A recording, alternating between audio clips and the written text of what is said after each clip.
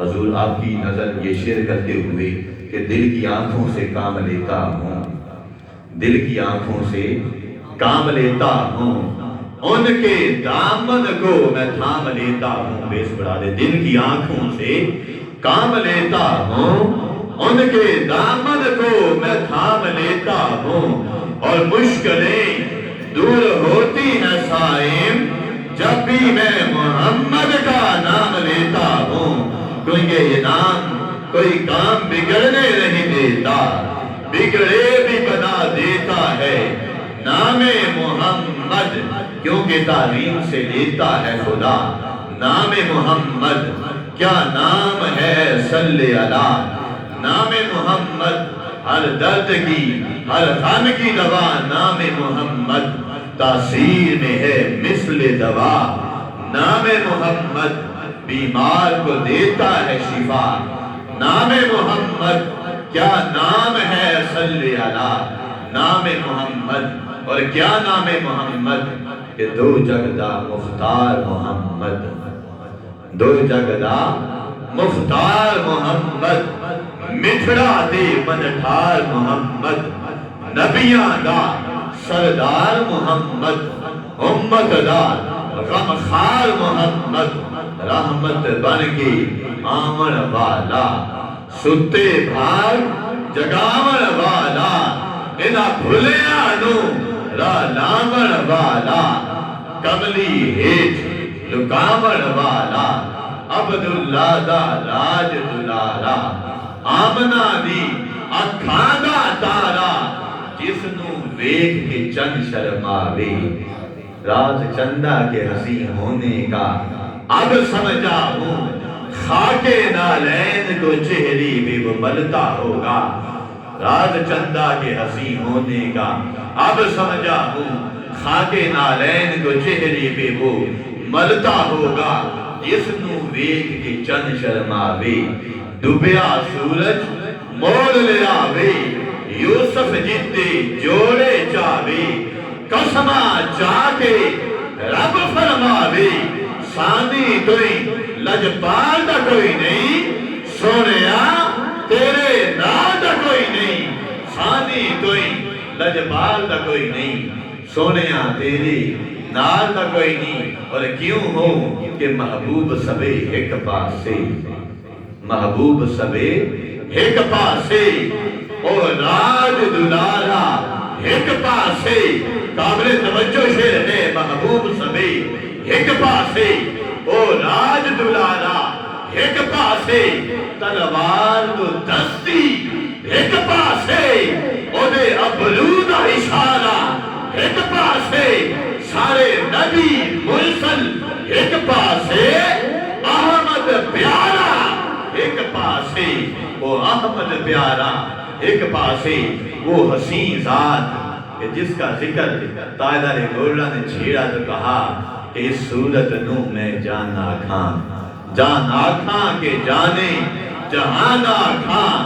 سچ آکھاں تے رب دی میں شان آکھاں، جس شان تو شانہ سب بڑیاں. سبحان اللہ ما اجمل کا، ما احسن کا، ما اکمل کا.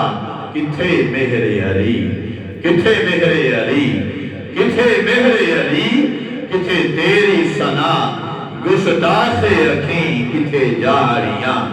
اور محترم مقام آدم چشتی مرحوم رحمت اللہ تعالیٰ علیہ، آپ نے بڑے حسین انداز میں حضور کا ذکر کیا.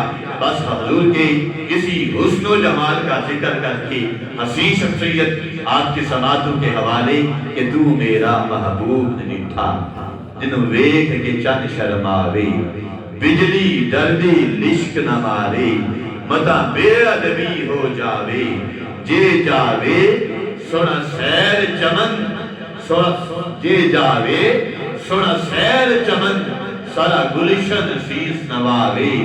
جے پاوے او ہاتھ پھلاں وچ، ہاتھ پھلاں وچ رل جاوے. جے کھولے سنا وال زلفاں دے، راہی راہ بھل جاوے. جے کھولے سنا وال زلفاں دے، راہی راہ بھل جاوے. تے صفتاں پاک رسول دیاں دا کون بیان سناوے کیڑا ایتھے گن گن دسے جتھے گنتی بھی مک جاوے آزم ایڈا سونا ماہی سانو کدرے نظر نہ آوے آزم ایڈا سونا ماہی سانو کدرے نظر نہ آوے اس حسین اس با جمال اور کائنات کے دلہا کا حسین ذکر کرنے کے لیے اپنے ایوان کا دلہا آپ کی سماعتوں کے نظر عالم نبیل فاضل جلیل خطیب نکتہ دان مقرر شیری بیان خطیب اہل سنت ٹیکری اخلاص و محبت پیر طریقت رہبر شریعت صاحب والا شان صاحبزادہ ظہیر الدین معظمی نظامی صاحب ناظم اعلیٰ جامعہ قمر علوم موسمیہ گجرات آپ سے ملتمس ہوں کہ اپنے حسین انداز کے ساتھ حسین کائنات کی دلہا کا ذکر چھیڑ کر ہمارے قلوب و دھان کو منور کریں جس محبت سے صاحبزادہ صاحب تشریف لائے شہر گجرات سے اس محبت کے ساتھ ان کا استقبال کیجئے گا ایک ہاتھ اٹھا کے نعرہ تکبیر آخر تک ہاتھ اٹھا کے نعرہ رسالت دونوں ہاتھوں کو لہرا کے نعرہ رسالت نعرہ حیدری نعرہ غوثیہ جشن میلاد مصطفیٰ آمد مصطفیٰ آمد مصطفیٰ چہرہ بدھا لجپال لجپال پیر سیال لجپال لجپال پیر سیال لجپال محترم مقام حضرت علامہ الحافظ القاری صاحبزادہ ظہیر الدین معظمی نظامی صاحب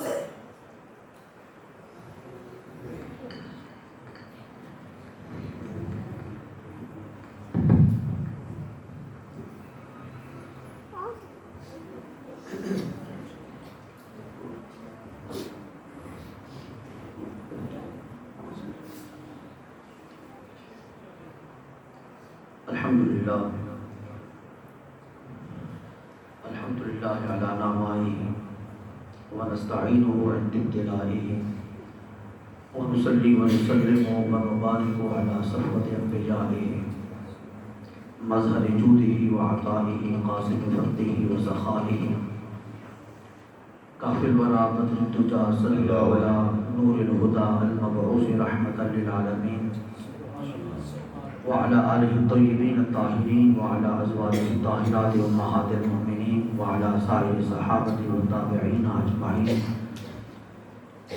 أما بعد أعوذ بالله من الشيطان الرجيم بسم الله الرحمن الرحيم فالذين آمنوا به وعزروه ونصروه واتبعوا النور الذي أنزل معه أولئك هم المفلحون صدق اللہ مولانا علی العظیم وبلغنا رسوله النبی الامی الکریم ونحن علی ذلک لمن الشاہدین والشاکرین والحمد للہ رب العالمین. میرے میزبان محتشم اور مکرم ممتاز مذہبی ثقالت حضرت علامہ پروفیسر محمد اعظم شاکر صاحب عزیز مجدہ حضرت علامہ مولانا محمد مدثر صاحب عزیز مجدہ حضرت علامہ مولانا استاذ العلماء جناب حضرت علامہ مولانا شکیل غوث سیالوی صاحب سٹیج پر جلوہ گر جملہ علماء کرام خانان شیر لسان اور اس مسجد کے خوبصورت حال میں جلوہ افروز علماء مصطفیٰ السلام علیکم ورحمۃ اللہ وبرکاتہ. آواز کو ذرا آزاد چھوڑیں.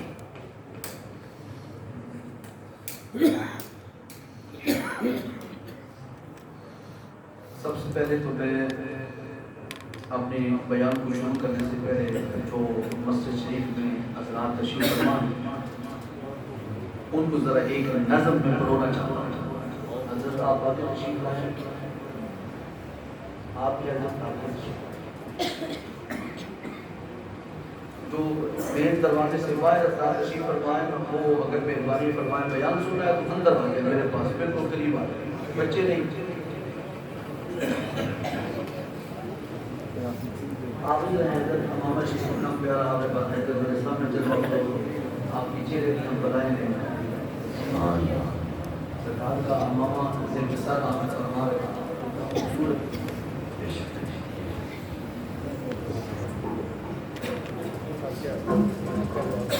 پہلی بات یہ ہے کہ میں کوئی پیشہ ور مقرر یا خطیب نہیں ہوں کہ بس جو رٹی رٹائی تقریر ہوتی ہے وہ میں آگے اپنی چاڑوں اور اس کے بعد چلا جاتا ہوں۔ میرا انداز بیان کرنے کا یہ ہوتا ہے کہ میں خود تقریر کرتا نہیں ہوں، مجمع مجھ سے کرواتا ہوں۔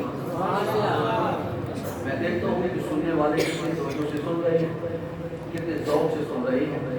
مجھے سنانے کا شوق ضرور ہے لیکن اسے جو سننے کا شوق رکھتا ہوں، سنانے کا مجھے ضرور شوق ہے کیونکہ ہم تو نوکری پہ ہیں، صاحب اولاد کی نوکری میں ہیں، کچھ کریے گا چلے ہم بڑے شوق کی نوکری میں ہیں، جن کی نوکری چاند بھی کرتا ہے سورج بھی کرتا ہے، ہم ان کی نوکری میں ہیں، آپ کی نہیں، آپ تو ہمارے بھائی ہیں، بھائیوں کی نوکری تو نہیں کی جاتی، ہم نوکر ہیں شاہ کے اور ذکر کرتے ہیں بادشاہوں کا، تذکرہ کرتے ہیں شہنشاہ حسینہ کا، اور ہر بندے کے سامنے نہیں کرتے، صاحبان ذوق کے سامنے کرتے، کیونکہ بڑی سرکار کا ذکر ایسے لوگوں کے سامنے کرنا چاہیے جو بڑی سرکار کو کچھ نہ کچھ جانتے تو ہو، انہیں پتا تو ہو کہ ہمارے نبی کون ہیں، انہیں پتا تو ہو کہ ہمارے رسول کون ہیں، انہیں پتا تو ہو کہ اللہ کریم نے ہم پہ احسان کتنا بڑا فرمایا ہے، انہیں پتا تو ہو کہ اللہ نے بڑی نعمتیں عطا کی ہیں، لیکن رسول کریم کی ذات گرامی اللہ کی نعمتوں میں سے سب سے بڑی نعمت ہے، تو ان کو پتا ہو کہ ہم ممبر پر بیٹھ کر کس کا ذکر کرتے ہیں، کس کے حسن کو داد دیتے ہیں، کس کی برکہ ناز میں آئے اور کس درود پڑھتے ہیں، کم از کم اتنا تو پتا ہو، جس کو پتا ہوگا وہ باخبر ہوگا، اور اسی کے سامنے ہم خبیر کا تذکرہ چھیڑیں، ورنہ پھر آپ کی طرح میں بھی بے خبر ہو کر مجھے چلا جی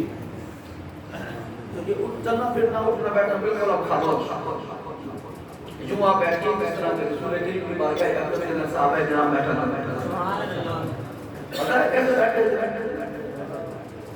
حضور کی بارگاہ اکرم کے صحابہ کرام بیٹھے کیسے بیٹھے، کأن علی رؤوسہم الطیر، حدیث پاک اندر آتا ہے جو سر جھکا کے بیٹھتے تھے، گویا کہ ان صحابہ کرام کے سروں پہ پرندے بیٹھے ہیں، ذرا حرکت کریں گے تو پرندہ اڑ جائے،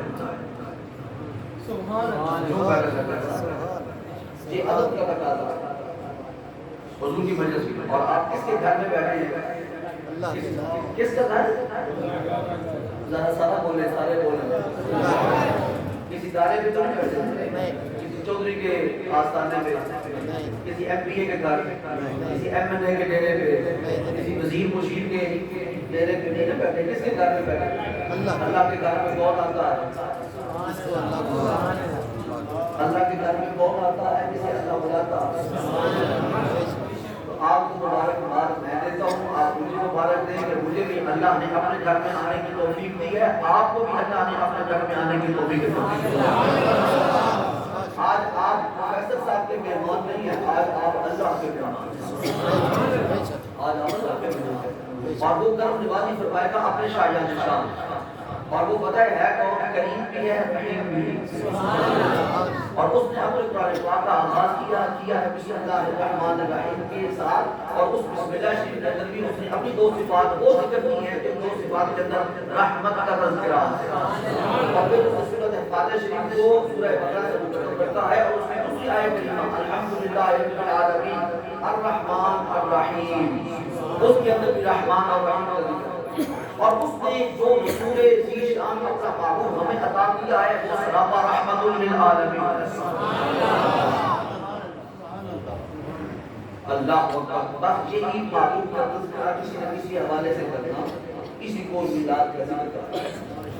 ضروری نہیں ہے کہ میلاد کے بعد عادت کیسے ہوئی، کب ہوئی، کیوں ہوئی، اس کا ہی ذکر کیا جائے کہ مسائل کیسے آئی، وہ میلاد کی کیسے مطلب وہاں کے اندر آئی اور کیسے وہ مطلب وہاں کے اندر گھومی، کسی کا تذکرہ کیا جائے. یہ بھی میلاد ہے. اور اس کے علاوہ حضور کے حوالے سے کسی بھی اعتبار سے کوئی کلام کر دیا جائے تو وہ بھی آقا کریم کا میلاد ہی ہے. بس میلاد کیا ہے؟ مصطفیٰ کریم کا ذکر کرنا. آپ کا خواہ آپ کے عدل کا ذکر ہو، خواہ آپ کی توازن کا ذکر ہو، خواہ آپ کی رفعت شان کا ذکر ہو، خواہ آپ کی عظمت کا ذکر ہو، خواہ آپ کے حسن کا ذکر ہو، خواہ آپ کے جمال کا ذکر ہو، خواہ آپ کے خصائص کا ذکر ہو، خواہ آپ کے خصائل کا ذکر ہو، خواہ آپ کے صفات محمودات کا ذکر ہو، خواہ آپ کے مقام محمود کا ذکر ہو، کوئی بھی ذکر ہو، یہ سارا میلاد کا ذکر ہے. کیوں کہ صاحب میلاد کا ذکر ہے. صاحب میلاد کے حوالے سے کوئی بھی ذکر کیا جائے تو وہ میلاد ہی ہے. چلیں اب آپ کو میں نے خوش کر دیا ہے. اب پروفیسر صاحب کو میں اب دو چار باتیں عرض کرنے لگا ہوں. اللہ کریم نے انسان کو تخلیق فرمایا اور اسے گناہ کو نعمتوں سے نوازا. انگنت نعمتیں عطا کی انسان کو عطا فرمایا. دیکھنے کے لیے بصارت عطا کی، سننے کے لیے سماعت عطا کی، پکڑنے کے لیے قوت گرفت، سونگنے کے لیے قوت شامت اور چکھنے کے لیے قوت ذائقہ عطا کی. معدہ دیا، جگر دیا، دل دیا، جسم کے اندر خون رکھا، خون کو پمپ کرنے کے لیے دل دیا، وہ پورے بدن کے اندر خون کو گردش دیتا، خون کے اندر حرارت کو رکھا، اسے ٹھنڈا نہیں ہونے دیتا. یہ سب اللہ کی نعمتیں ہیں. پھر اللہ نے رات کا نظام بنایا. اگر رات کا پوری توحید کرتے دن ہی رہتا تو میں بھی تھک جاتا، آپ بھی تھک جاتے، آرام کے لیے کوئی نہ ملتا. تو رات بھی اللہ کی نعمت. 24 گھنٹے رات رہتی تو ہم اندھیرے سے اٹھا جاتے، ہماری آنکھیں تھک جاتی. تو صبح کا اجالا دیا، دن کا چڑھنا، یہ بھی اللہ کی نعمت. رات کے وقت سورج نکلتا نہیں ہے، دن کے وقت چاند نکلتا نہیں ہے. تو چاند کا اپنا وقت مقرر کر دیا، سورج کا اپنا وقت مقرر کر دیا. اسے بھی حکم دیا کہ تو نے کس وقت آنا ہے، اسے بھی حکم دے دیا کہ تو نے کس وقت آنا ہے. اور ان دونوں کو اپنے حکم کے تابع رکھا. کبھی بھی ایسا نہیں ہوتا کہ سورج چڑھا ہوا ہو تو چاند کا دل کر رہا ہے چڑھنے کو تو وہ اس سے پہلے چڑھ آئے کہ جس وقت اس نے چڑھنا ہے. ایسا نہیں ہوتا. یہ کس کے قبضے قدرت کے اندر ہے؟ اللہ. پہلے تو توحید سمجھاؤں گا تب رسالت تک پہنچاؤں گا. ہمیں توحید سنت کی عادت نہیں ہے. جس کو سمجھانے کے لیے رسول کریم تشریف لائے. رسول کریم کی ولادت واسطہ عادت ہی توحید کا درس دینے کے لیے. اور کوئی صفا پہ چڑھ کے رسول کریم نے سب سے پہلے کیا کہا تھا؟ قولوا لا الہ الا اللہ. یہ رسالت نہیں بجا رہی توحید. رسول کریم نے مکہ مکرمہ کے اندر جو تبلیغ فرمائی ہے ساری تبلیغ کا لب لباب اور خلاصہ اور ماحصل توحید. اور توحید کیا ہے؟ اللہ کو ایک جاننا، اللہ کو ایک ماننا. اس کے علاوہ کوئی اور ہے؟ کوئی نہیں سمجھ نہیں. اللہ کے علاوہ کوئی اور ہے؟ الہکم الہ واحد. تمہارا الہ، تمہارا معبود صرف ایک. رسول کریم نے فرمایا وہی میرا خدا ہے، وہی تمہارا خدا ہے. وہی میرا معبود ہے، وہی تمہارا معبود ہے. وہی میرا بھی خالق ہے، وہی تمہارا بھی خالق ہے. وہی مجھے رزق دیتا ہے، وہی تمہیں رزق دیتا ہے. اسی نے یہ آسمان کا نظام قائم کرتا ہے، اسی نے زمین کا نظام قائم کرتا ہے. اوپر ارضی ہو یا اوپر سماوی ہو، اسی کا حکم چلتا ہے. ہر قوم میں اسی کا حکم چلتا ہے. وہ مالک الملک، ساری بادشاہی اس کے ہاتھ میں ہے. جسے چاہتا ہے عزت سے نوازتا ہے، جسے چاہتا ہے ذلت سے دھوتا ہے، جسے چاہتا ہے تخت پہ بٹھا دیتا ہے، جسے چاہتا ہے تخت سے اٹھا کر تختے پہ لٹکا دیتا ہے. وَتُعِزُّ مَن تَشَاءُ تشاء وتذل من تشاء تؤتي الملك من تشاء وتنزع الملك ممن تشاء. جس کے گھر میں چاہتا ہے یہب لمن یشاء اناثا ویہب لمن یشاء الذکور. جس کے گھر میں چاہتا ہے بیٹے پیدا فرما دیتا ہے, جس کے گھر میں چاہتا ہے بیٹیاں دیتا ہے. بیٹے کسی کے گھر میں بیٹے پیدا کرنا بھی اسی کا کام ہے, بیٹیوں سے نوازنا بھی اسی کا کام ہے. نعرہ تکبیر, نعرہ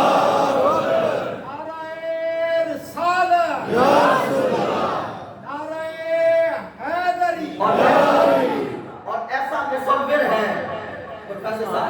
اور ایسا مصور ہے کہ وہ شکم مادر کے اندر تصویر گری کرتا ہے.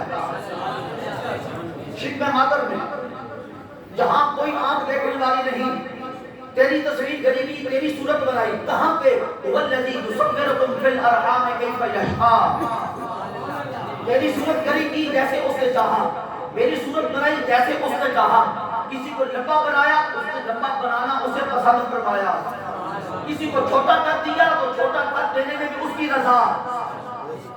کسی کو کالا رنگ دیا تو اس کی رضا, کسی کو گورا بنایا اس کی رضا. کیونکہ وہ شکم مادر کے اندر, ماں کی پیٹ کے اندر, ماں کی رحم کے اندر صورت گری کرتا ہے. اور صورت گری کرنے میں وہ قلم کا محتاج نہیں ہے, کاغذ کا محتاج نہیں ہے, پین کا محتاج نہیں ہے. جیسے چاہتا ہے وہ صورت گری کرتا ہے. اور تیرا مصور جس وقت وہ تصویر بناتا ہے تو چار چیزوں سے منع کرتا ہے. ان چار چیزوں کو اس اپنی تصویر کے قریب نہیں آنے دینا. میں اور طرح سے ملا بیان کرنے کا آدمی. تصویر مصور بناتا ہے نا, تصویر ایک تو یہ آپ مصیبتیں آ گئی نا کیمرہ, اس کی تصویر نہیں ہے. اصل تصویر وہ ہوتی ہے جو مصور بناتا ہے. اور مصور کیسے تصویر بناتا ہے؟ کاغذ لیتا ہے, پینسل لیتا ہے اور اپنے ہاتھ کے ساتھ تصویر بناتا ہے. اور اس تصویر کو بنانے کے بعد جس کی تصویر ہوتی ہے مصور اسے کہتا ہے کہ چار چیزوں سے اسے تو نے محفوظ رکھنا ہے. اس کے قریب پانی نہیں جانا چاہیے, اس کے قریب آگ نہیں جانی چاہیے, اس کے قریب ہوا نہیں جانی چاہیے کیونکہ کاغذ کو اڑا کے لے جائے گی. اس کے قریب مٹی نہیں جانی چاہیے کیونکہ پانی اور مٹی جمع ہوگا تو کیچڑ ہوگا, تیری تصویر تباہ ہو جائے.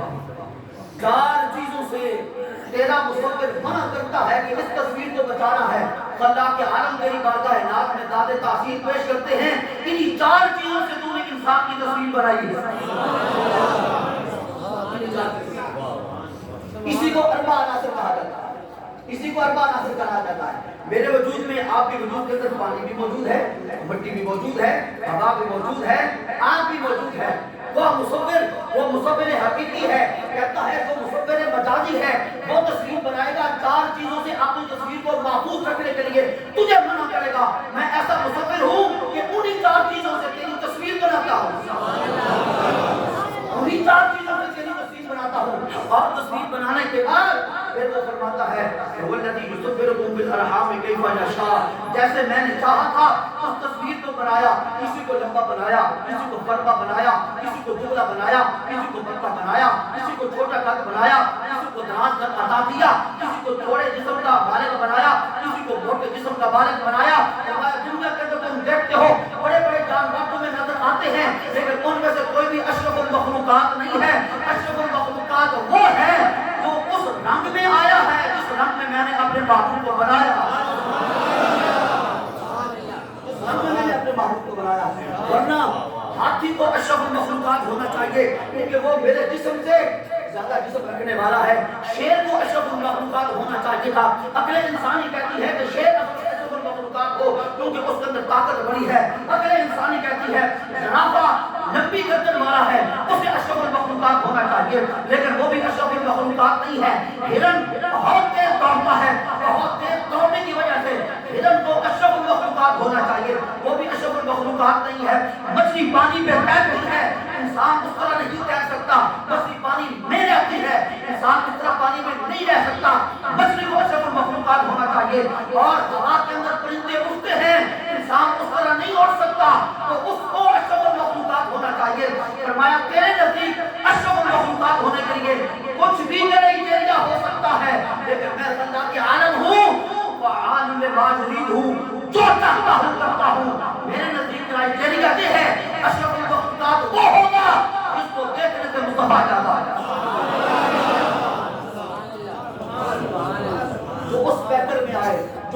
صورت میں آئے، جو اس حید میں آئے، جو اس حالت میں آئے، جو اس سانچے میں ڈھال کے آئے، جس سانچے میں ڈھال کر میں نے محبوب کو قیامت کی خلوتوں میں بنا کر پتہ نہیں کب سے لگتا ہے ہاتھوں میں ہفتہ بنا دیتا ہوں کہ ابھی تک آدم کے سر پہ میں نے نبوت کا تاج نہیں رکھا تھا، اس سے پہلے میں نے صرف محمد کو بنایا تھا، نبوت بھی دے دی تھی، صرف بنایا نہ تھا، نبوت بھی دے دی۔ کیوں؟ نبی ہونا صفت ہے، حکیم صاحب کیا ہو، نبی ہونا صفت ہے، نبی ہونا حکیم صاحب آتے تھے میرے کلاس فیلو میں نبی ہونا صفت ہے، حافظ ہونا صفت ہے، پروفیسر ہونا صفت ہے، انجینئر ہونا صفت ہے، پائلٹ ہونا، لیکن پیدا ہوتے ہی پتہ چل جاتا ہے کہ یہ پائلٹ بنے گا، پیدا ہوتے ہی پتہ چل جاتا ہے کہ یہ انجینئر بنے گا، نہیں نا پتہ چلتا۔ تو رسول کریم نے فرمایا کن تو نبی جانی فآدم بیت الماء والطین، آدم علیہ السلام اگر ابھی پانی اور مٹی کے منظرے طے کر رہے تھے، پانی الگ تھا، بین الماء والطین، بین الماء والطین، آنا بینا لالا موسیٰ و گجرات، میں لالا موسیٰ اور گجرات کے درمیان میں تھا، مطلب کیا؟ نہ لالا موسیٰ میں تھا نہ گجرات میں تھا، آدم بین الماء والطین، آدم علیہ السلام کا پانی ایک طرف پڑا تھا، مٹی ایک طرف پڑی تھی، یا رسول اللہ اس وقت آپ کیا تھے؟ فرمایا صرف اس وقت میں تھا نہیں، نبی تھا، صرف اس وقت میں تھا نہیں، نبی تھا، صفت نبوت سے متصف ہو چکا تھا، اور اس وقت میرے علم میں بھی یہ بات آ چکی تھی کہ میں صرف اللہ کا معبود نہیں، اللہ کا نبی بھی ہوں۔ اور کہتا ہے کہ 40 سال کے بعد نبوت عطا ہوتی ہے، حضرت عیسیٰ علیہ السلام کو دے دیے تو بغیر باپ کی دنیا کے اندر تشریف لائے اور گھوڑے کے اندر جھولا جھلایا جا رہا ہے، آنے والے آ کر کہتے ہیں اے مریم یہ تو بچہ کہاں سے لے کے آ گئی ہے، تیری تو شادی کوئی نہیں ہوئی، تیرا تو شوہر ہی کوئی نہیں ہے۔ حضرت مریم کو اللہ کی طرف سے حکم ہوتا ہے مریم زبان کو بند رکھنا، آج ہم اس کو بلوانا چاہتے ہیں جس نے بعد میں بول کر محمد پاک کی بشارت سنا دی ہے، بلوانا چاہتے ہیں، کوئی نبی مبشر نہیں ہے۔ حضرت عیسیٰ علیہ السلام کہتے ہیں مبشرم برسولی یأتی من بعد اسمہ احمد، میں مبشر ہوں، میں بشارت سنانے کے لیے آیا ہوں۔ حضرت عیسیٰ کس کی آپ بشارت سنائیں گے؟ فرمایا سن لے میں صرف اس دنیا کے اندر ہی بشارت نہیں سناؤں گا، میں تجھے اس نبی کی شفاعت کی معاشر کے میدان میں بھی مصطفیٰ مختارت کر دیا، ادھر کیوں سناؤں گا؟ جس وقت حضرت آدم کے پاس سب جائیں گے اور وہ کہیں گے اذهبوا الى غیری، پھر سب حضرت نوح کے پاس جائیں گے، وہ بھی فرمائیں گے اذهبوا الى غیری لست لها، میں اس شفاعت کا اہل نہیں ہوں، لست لها جاؤ۔ پھر اس کے بعد حضرت ابراہیم کے پاس آئیں گے، پھر حضرت اسماعیل کے پاس آئیں گے، پھر حضرت عیسیٰ کے پاس آئیں گے۔ شاہ صاحب کی بلا مہربانی فرمائیں کرسی لے آؤ بھائی، نعرہ تکبیر،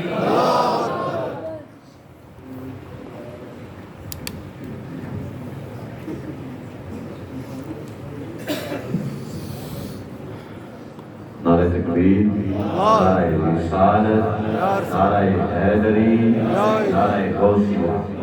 قابل ذکر ہماری آج کی اس خوبصورت محفل میلاد مصطفیٰ کے اندر آل نبی و آل علی فخر الصانات محکری شفقت محبت صاحبزادہ والا شان صاحبزادہ علامہ پروفیسر پیر سید زواد حسین صاحب زیب و زینت آستان عالیہ کھیمنا نشریف، آپ تشریف لائے، آپ کے ساتھ ساتھ آل نبی و آل علی صاحبزادہ والا شان صاحبزادہ پیر سید محمد بلال شاہ صاحب بخاری، آپ تشریف لائے، آل نبی و آل علی صاحبزادہ والا شان صاحبزادہ پیر سید شاہ عابد مسعود صاحب بخاری تشریف لائے۔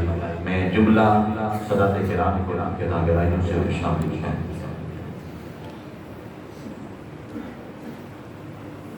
کسی شاعر نے کہا تھا رونق بزم کوئی شمع و خوشبو سے نہیں،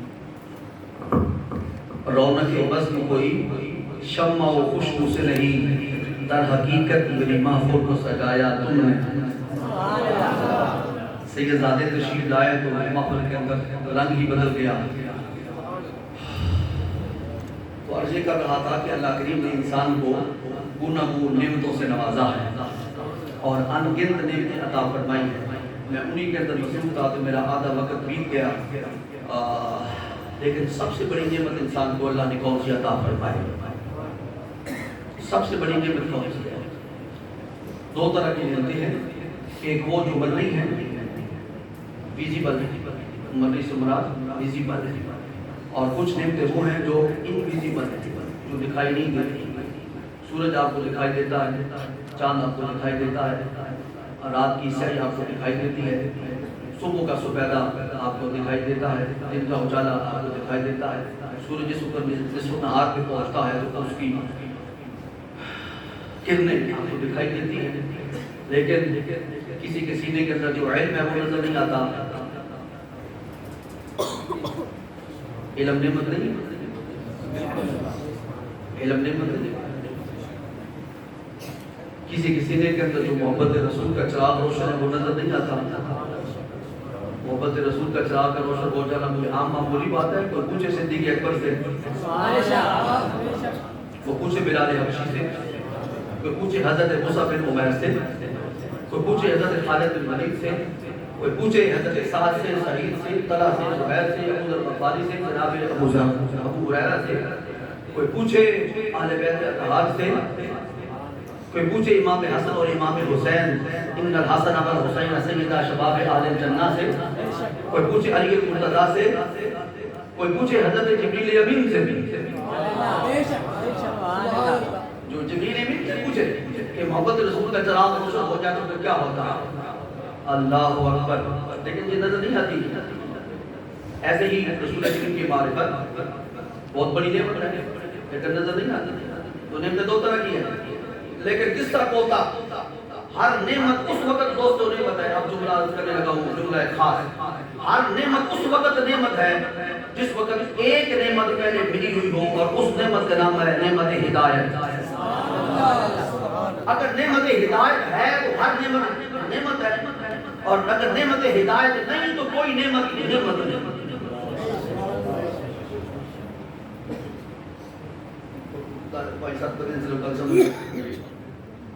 نعمت ہدایت ہے تو ہر نعمت نعمت ہے، طاقت بھی نعمت ہے، پھر ہدایت ہو، ہدایت ہے ساتھ طاقت ہے، نعمت ہے، اور ہدایت نہیں ہے طاقت ہے، نمرود ہے، فرعون ہے، حامان ہے، شداد ہے، ابو لہب ہے، ابو جہل ہے۔ نعمت ہدایت ہے ساتھ طاقت ہے، عمر فاروق ہے۔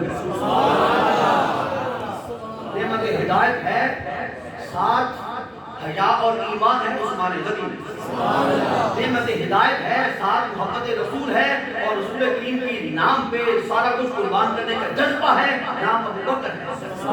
نعمت ہدایت ہے ساتھ علم اور ہدایت ہے، نام علی ہے۔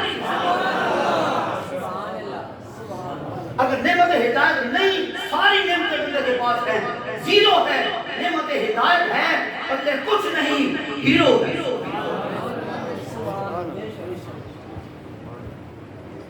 فرعون کے پاس کس شے کی کمی تھی؟ ہدایت۔ نمرود کے پاس کس شے کی کمی تھی؟ حامان شداد کے پاس، ابو لہب اور ابو جہل کے پاس سب کچھ بظاہر تھا لیکن کچھ نہیں تھا، اور بلال حبشی کے پاس بظاہر کچھ نہیں تھا، سب کچھ تھا۔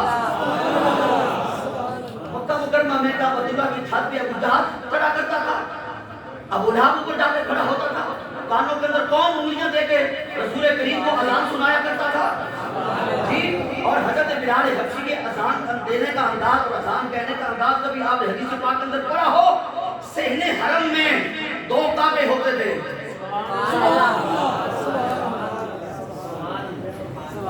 صحن حرم میں دو کعبے ہوتے تھے، ایک تو کعبہ ہوتا تھا اور ایک کعبے کا کعبہ ہوتا تھا۔ صحن حرم میں دو کعبے، ایک کعبے کے حکم سے بلال حبشی کعبہ کی چھت پہ چڑھا کرتے تھے۔ میرے پاس تو اور کوئی انداز نہیں ہے سمجھانے کا، اور نہ ہی میں اپنے بجار سے نیچے آ سکتا ہوں۔ ایک کعبے کے حکم سے بلال حبشی کعبہ کی چھت پہ چڑھا کرتے تھے، اور کعبۃ اللہ کی چھت پہ چڑھ کے اپنے قدم میں ناز کعبہ چھت کی چھت پہ رکھ کے سب سے پہلے کعبے سے پوچھ کر کے میں نے اذان کیسے کہنی ہے، رخ کس طرف کرنا ہے، کیونکہ نام سب سے پہلے اللہ کا لینا ہے۔ لیکن وہ نظر نہیں آتا تو اب چہرہ کدھر کروں؟ کعبے کے نیچے ہوتے تھے تو رخ کعبے کی طرف کرتے تھے. یا رسول اللہ اب تو کعبے کے اوپر آ گئے ہیں, اب رخ کدھر کریں؟ اللہ تو نظر نہیں آتا. اینما تولوا فثم وجہ اللہ. کس طرف تو نظر کرے گا, کس طرف تو رخ کرے گا, کس طرف تو متوجہ ہوگا, کس طرف تیرا التفات ہوگا, اسی طرف اللہ ذات ہوگی. اللہ تو ہر طرف میں ہے, اوپر بھی وہی ہے, نیچے بھی وہی ہے, مشرق میں بھی وہی ہے, شمال میں بھی وہی ہے, جنوب میں بھی وہی ہے, اور ہر سمت میں وہی ہے. جب ہر سمت میں وہ ہے تو چہرہ کروں تو کدھر کروں؟ فرمایا بلال بڑا آسان مسئلہ ہے, تو کعبے پہ چڑھ کے کعبے والوں کر لے. کعبے کے اوپر چڑھ کے تو آسان کر لے, اپنے ہاتھ کانوں کے اندر کھول لے اور کہہ اللہ اکبر, اور اس وقت تیرے ہاتھ کانوں کے اندر رہے. اللہ اکبر کہنے کے بعد تو کہے اشہد ان لا الہ الا اللہ. تیرے دونوں ہاتھ کانوں کے اندر رہنے چاہیے, لیکن جس وقت تو کہنے لگے اشہد ان محمد رسول اللہ, اس وقت ایک ہاتھ نکال لینا اور سینے کعبہ کے اندر کعبے کی طرف اشارہ کرنا کہ یہ ہے محمد رسول اللہ. یہ سارا ہوتا تھا بلال حبشی کے اذان میں. اللہ اکبر. علامہ اقبال کیا فرماتے ہیں, اذان ازل سے تیرے عشق کا ترانہ بنی. اذان ازل سے اے رسول ہاشمی, اے مکی مدنی, اذان ازل سے تیرے عشق کا ترانہ بنی. تجھے پتا ہے کیا چلے کہ عشق کا ترانہ کیا ہوتا ہے؟ عشق کا ترانہ پھولوں کی سیب میں نہیں گایا جاتا. عشق کا ترانہ کبھی تلواروں کے سائے میں گایا جاتا ہے. عشق کا ترانہ کبھی امیہ بن خلف کے ظلم و ستم کی چکی کے اندر خود کو پیس کر کہا جاتا ہے. کبھی خود کو لو لوہان کر کے عشق کا ترانہ الاپا جاتا ہے. اور کبھی میدان کربلا میں صرف ایک فرد نہیں, 72 افراد, حتیٰ کہ عبداللہ کیا, ابو القاسم کیا, سب کو اللہ کے آگے قربان کر کے کہنا کہ مولا کریم تو قبول کر لے, تیری مہربانی ہوگی. اس لیے کہ جان دی ہوئی اسی کی تھی, حق تو یہ ہے کہ حق ادا نہ ہوا. اللہ اکبر. دوستو یہ عشق نہیں آسان, بس اتنا سمجھ لیجئے ایک آگ کا درجہ ہے اور دور کے جانا ہے. آج بندہ عاشق مصطفیٰ بنا پھرتا ہے, جس کے پاس 4 پیسے آ جاتے ہیں, جس کے عاشق آتا ہے اس کے اوپر عاشق مصطفیٰ لکھا جاتا ہے. ابو بکر صدیق نے تو ساری زندگی عاشق مصطفیٰ نہیں کہا, کیونکہ ان عشق میں دعویٰ ہوتا ہی نہیں ہے. عشق میں جب دعویٰ آ گیا تو اسی وقت تو مطلب فیل ہو گیا. کیونکہ دعویٰ کرنے سے پہلے میں کلمہ جائے تھا, میں عاشق ہوں. میں تو بکری ہوتی ہے, میں نفی کر میں کی. تجھے کلمہ کسی نے نہیں پڑھایا, کلمے تو شروع میں لا کی تلوار ہے. کلمے کے شروع میں لا کی تلوار ہے, لا الہ. یہ لا کی تلوار صرف معبودان باطا پہ نہیں چلتی. سب سے پہلے جو معبودان باطا کی نفی کرنے والا ہے وہ اپنے اوپر چلائے گا, اپنی خواہشات کی نفی کرے گا, اپنے احساسات کی نفی کرے گا, اپنی تمناؤں کی نفی کرے گا, اپنی حسرتوں کی نفی کرے گا, اور من مانی چیزوں کی نفی کرے گا. نفی کرنے کے بعد پھر غیر کی نفی کرے گا. جب غیر کی نفی بھی ہو جائے گی, اپنی بھی نفی ہو جائے گی, پھر علت کے ساتھ اس بات ہوگا اس بات کا. سبحان اللہ. پہلے نفی, اس کے بعد اس بات. اللہ اکبر. یہی تو ہمارا کلمہ ہے, یہی ہمارا کلمہ ہے. اللہ اکبر. تو دوستوں میں یہ عرض کر رہا تھا کہ سب سے بڑی نعمت ہدایت ہے. آخر تک آواز جا رہی ہے؟ ہاں جائے گی انشاءاللہ, ابھی میں خود آ جاتا ہوں. آواز سے پوچھا رہی ہے, آپ نے بلایا ہے, بدل پوچھا رہی ہے, نہیں جا رہی ہے. میں آدھر کچھ نہیں پوچھا, ذرا تسلی ہو جائے. ولیکن یقین قلبی, حضرت ابراہیم علیہ السلام کو بھی کامل یقین تھا کہ اللہ مردوں کو زندہ کر سکتا ہے, لیکن اس بنا نے کبھی بھی فرمایا اور یقین دکھا دے کیسے مردوں کو زندہ کرتا ہے. اللہ تعالیٰ نے دکھا کہ 4 پرندے خذ اربعۃ من الطیر. ایک جملہ مجھے آپ کہنے دیجیے, اگر ابراہیم علیہ السلام کی بات آئی گئی, یہ آگے جو جملہ ہے نا, خذ اربعۃ من الطیر, 4 پرندوں کو پکڑیے اور ان کو ذبح نہ کریے. ذبح کرنے سے پہلے ایک لفظ آتا ہے, اور ذبح کرنے سے پہلے ایک لفظ ہے, وہ حکم ہے فصرهن الیک. فصرهن الیک. 4 پرندے پکڑیے, 4 پرندوں کو پکڑ کر کچھ وقت انہیں اپنی صحبت میں رکھ کے اپنے ساتھ مانوس کیجیے. فصرهن الیک, اپنے ساتھ مانوس کیجیے. آپ سمجھ رہے میرے کو جی, ابو بکر صدیق کو پاس بٹھائیے، صرف پہلے پاس نہیں بٹھانا، اپنے ساتھ مانوس کرنا، عمر فاروق کو مانوس کرنا، عثمان غنی کو مانوس کرنا ہے، علی پاک کو مانوس کرنا ہے نہیں، اور اول آخر دو کو پہلے لیا، خلفائے اربعہ میں سے اول آخر دو کو پہلے لیا، خلفائے اربعہ میں سے اول آخر دو کو پہلے لیا، آگے جانے دو، ہم تو ہوائی جہاز کی سپیڈ سے چلنے والے لوگ ہیں اور آپ مسجد پہ سواری سفر کرنے والے لوگ ہیں، ہم کیا کریں؟ تو دو کو پہلے لیا اور دو کو پہلے بلا کر ایک کو کہا تیری جوانی کے اندر ہم تمہیں بلا رہے ہیں، اور علی پاک کا اعجاز یہ ہے کہ بچپن میں بلا دیا،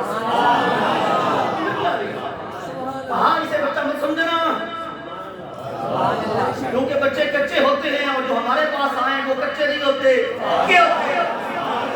ہمارے پاس آ جائیں کچے نہیں ہوتے، جب کچے نہیں ہوتے تو بچے نہیں ہوتے، جیسے ہم کلام کریں گے ابو بکر جوان سمجھے گا، ویسے ہی 7-8 سال کی عمر کے اندر یہ بچہ کسے تو بچہ سمجھ رہا ہے، حالانکہ بڑا پکا ہے، سمجھے گا،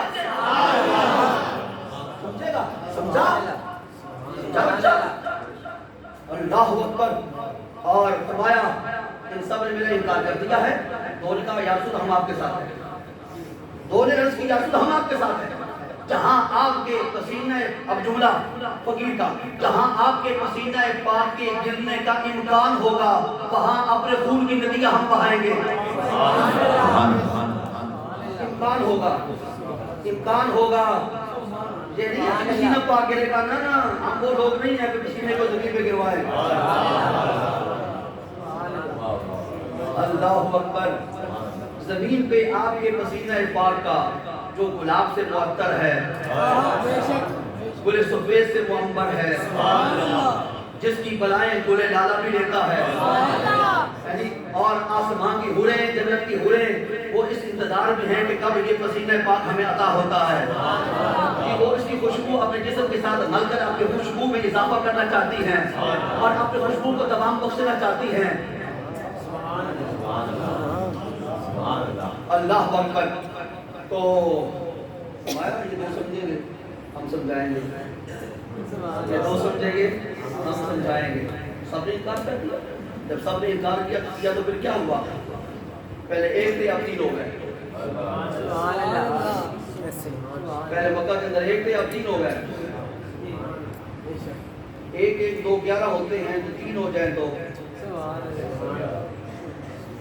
3 ہو جائیں تو اللہ سلامت رکھے، 3 ہو جائیں تو 111، ڈاکٹر نے لیکن ساری زندگی میں اس نے عادت پائی ہے اپنی انگلیوں میں، کاش کہ رسول کریم کے فضائل ان ہاتھوں پہ گنے ہوتی، کاش صحابہ کرام کی تعداد گنی ہوتی، کاش شہدائے کرام کی عصمتوں کو سلام کیا ہوتا گن گن کے یہ بھی صحابی عصمت والا، یہ بھی صحابی عصمت والا، حالانکہ سب صحابہ عصمت والے، حالانکہ سب صحابہ عصمت والے، سب کے ساتھ اللہ کا وعدہ ہے وَكُلٌّ وَعَدَ اللَّهُ الْحُسْنَى، ہم نے سب کے ساتھ حسنہ کا یعنی کہ جنت کا وعدہ کر دیا، سب صحابہ، سب کے ساتھ صحابی ہو تو پھر اب میں وہ دوسرا لفظ استعمال نہیں کرتا، جناب عزیز کر رہا تھا، اب تو ہم 3 ہو گئے، تو اب توحید کا پیغام لوگوں تک پہنچانا ہے، علی پاک کی چاہیے اور اپنے گھر کے اندر کھانے کا اہتمام کیجیے، یہ دعوت کا اہتمام ہو رہا ہے، یہ توحید و رسالت کا پیغام پھیلانے کے لیے پہلی دعوت ہے کس کے گھر میں؟ ولایت کے گھر میں، سبحان اللہ، ولایت کے گھر میں، حکم نبوت کا، دسترخوان ولایت کا، دعوت کرنے کا حکم نبوت کا، دعوت کا یہ تمام ولایت فرما رہی، کافر کے گھر کے اندر دسترخوان بچ سکتا ہے توحید کا، کافر کے گھر کے اندر بچتا ہے، اللہ اکبر، تو دوستو سب سے بڑی نعمت کیا عرض کی ہے؟ ہدایت سے بھی بڑی ایک نعمت ہے، نہ بولے بے شک سبحان اللہ، میں خود پڑھ لوں گا رات کو سونے سے پہلے 1000 بار پڑھ لوں گا سبحان اللہ، ہدایت سے بھی بڑی نعمت ہے، اور ہدایت کیا ہے؟ ہر نماز کے اندر ہر نمازی ہر رکعت کے اندر دعا مانگتا ہے کہ اہدنا الصراط المستقیم، بڑی نعمت نہیں؟ بڑی نعمت مولا ہدایت عطا فرما، ہدایت عطا فرما۔ اس سے بھی بڑی ایک نعمت ہے، اس سے بڑی وہ نعمت ہے جس کے صدقے میں ہدایت اللہ دیتا ہے، جس کے صدقے میں اللہ ہدایت دیتا ہے، جس کے صدقے میں اللہ ہدایت دیتا ہے، جس کے دامن کرم کے ساتھ اللہ کی ہدایت کو وابستہ کر دیا ہے، نقشی کر دیا ہے، وہ ذات اور ہدایت لازم و منظوم ہے۔ جس طرح کے پھول اور خوشبو کو پھول سے، پھول کو خوشبو سے جدا نہیں کیا جا سکتا، ایسے ہی مصطفیٰ سے ہدایت کو جدا نہیں کیا جا سکتا۔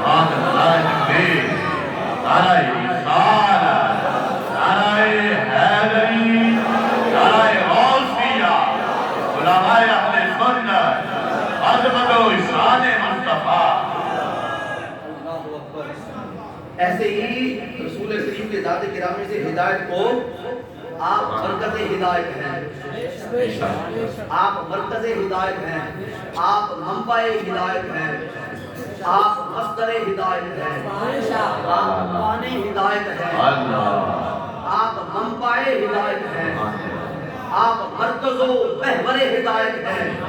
الفاظ کو قصد کرتا ہوں، آپ سراپا ہدایت ہیں۔ آپ کی کتاب ہدایت، آپ کا پیغام ہدایت، آپ کا دیکھنا ہدایت، آپ کا بولنا ہدایت، آپ کا چلنا ہدایت، آپ کا سونگنا ہدایت، آپ کا استراحت فرما ہونا ہدایت، صبح کے وقت آپ کا بیدار ہونا ہدایت، کھانا تناول فرمانا ہدایت، پانی نوش جا کرنا ہدایت، ابو بکر صدیق کو صداقت کا معیار اعلیٰ بنا کے سب کا امام بنانا ہدایت۔ اب آپ کہیں گے کہ چیزیں آپ نے کروا دی ہیں، دلیل قرآن پاک نے ارشاد فرمایا لقد کان لکم فی رسول اللہ اسوۃ حسنہ۔